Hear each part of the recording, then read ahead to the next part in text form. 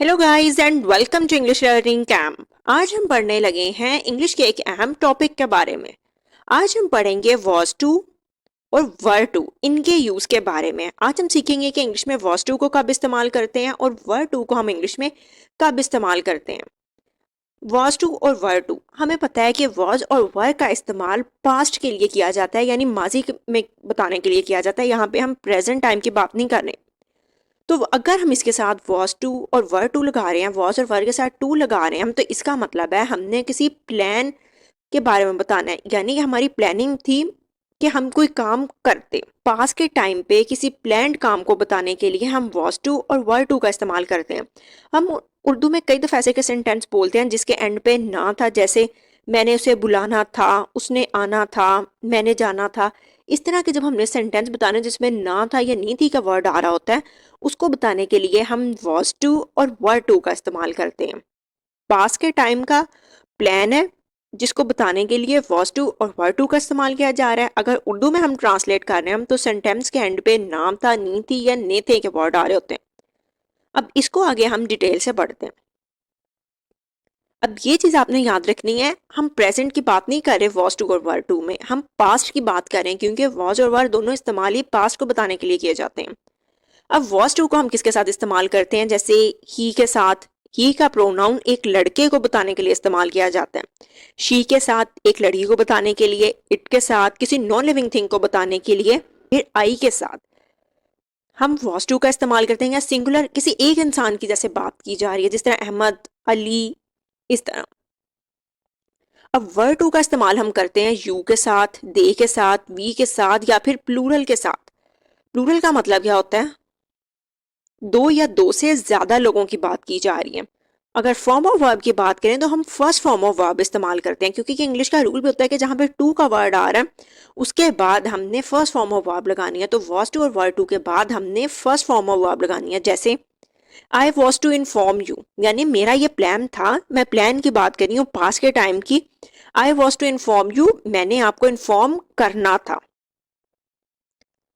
अब इसका स्ट्रक्चर क्या होगा, सबसे पहले सब्जेक्ट आ जाएगा जो भी काम को करने वाला है, इसके बाद वॉज टू या वर टू, फिर फर्स्ट फॉर्म ऑफ वर्ब लगा के हम ऑब्जेक्ट लगा देते हैं।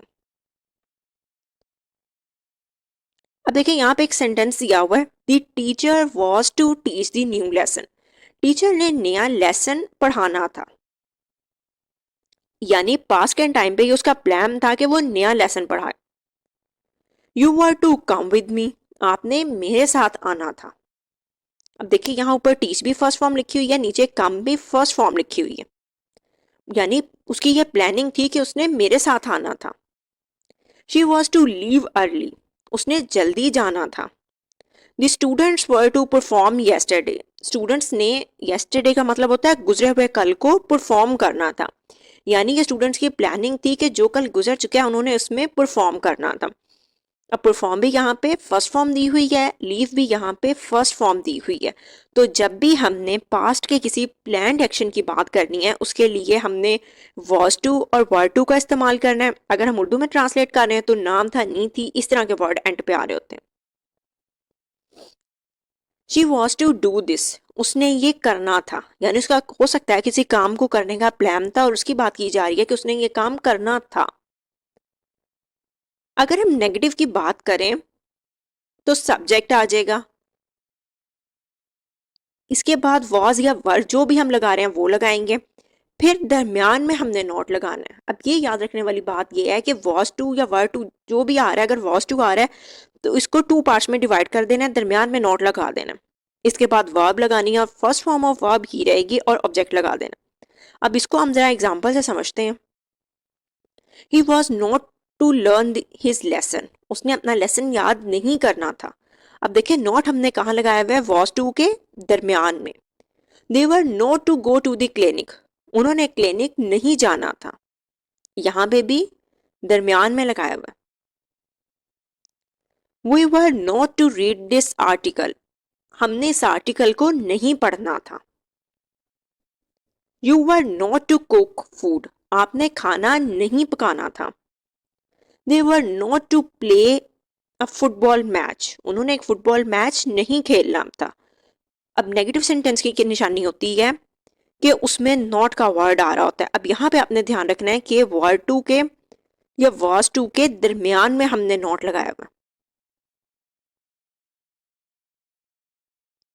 इसके बाद है इंट्रोगेटिव सेंटेंसेस। इंट्रोगेटिव सेंटेंसेस कौन से होते हैं? जिनमें हम कोई क्वेश्चन पूछ रहे होते हैं, यानी सवाल पूछ रहे होते हैं। Was he to learn this lesson? क्या उसने ये लेसन याद करना था?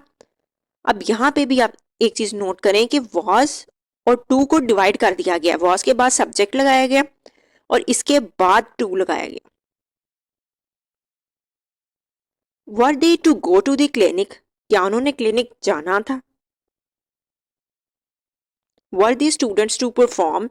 क्या स्टूडेंट्स ने परफॉर्म करना था? Were you to teach this lesson? क्या आपने ये लेसन पढ़ाना था?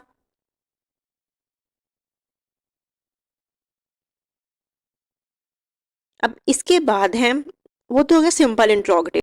कुछ इंट्रोगेटिव इस तरह के होते हैं जिनमें हम WH का कोई वर्ड इस्तेमाल करते हैं, जिस तरह वाई, व्हेन, हाउ, वेयर। इस तरह के सवाल पूछने के लिए कौन कौन से WH वर्ड इस्तेमाल किए जाते हैं, वीडियो का लिंक ऊपर आ रहा होगा, आप इस पर क्लिक करके अच्छे से इसको सीख सकते हैं। तो अगर आपने इन सेंटेंसेस में WH का वर्ड इस्तेमाल करना है तब हम किस तरह लगाएंगे? इसका रूल क्या है कि WH का जो भी वर्ड आ रहा है वो आपने बिल्कुल स्टार्ट में ले आना है। वॉज और वर को आपने टू पार्ट्स में डिवाइड ही रखना है। इसके बाद टू लगा के फर्स्ट फॉर्म ऑफ वर्ब और फिर ऑब्जेक्ट। जैसे why was he to inform them? उसने उन्हें इन्फॉर्म क्यों करना था? एंड पे क्या आ रहा है? ना था। What were you to do? आपने क्या करना था? Where was she to stay? उसने कहाँ ठहरना था? Who was I to tell? मैंने किसे बताना था?